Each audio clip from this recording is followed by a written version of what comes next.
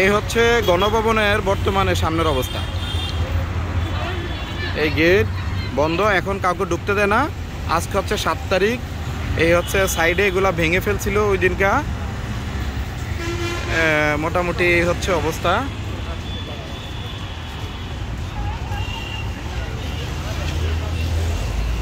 Thank you ভাই। এই হচ্ছে গণভবনের ভিতরের অবস্থা। একবারে সব কিছু ভেঙে ফেলছে, মানে ধ্বংস করে ফেলছে সব কিছু।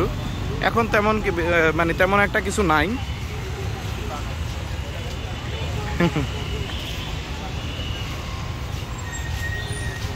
এখানে দাঁড়াই থেকে জড়ো হওয়া যাবে না, হাঁটতে হাঁটতে দেখেন।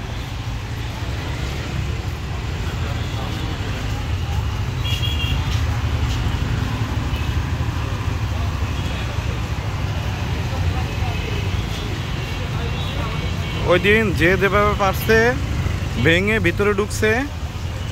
এই হচ্ছে এখন ঢুকার মানে এটা হলো প্রাচীরটা, প্রাচীর উপরে যেই এই যে এগুলা ছিল এগুলা ভেঙে ফেলছে। ওয়ালের উপরে এই যে লোহার যে ব্যারিকেডগুলো ছিল সব ভেঙে ফেলছে পাবলিক। আসলে পাবলিকের 16 বছরের আক্ষেপ জমানো ক্ষোভ। এই হচ্ছে ভিতরের অবস্থা। ধ্বংসস্তূপ।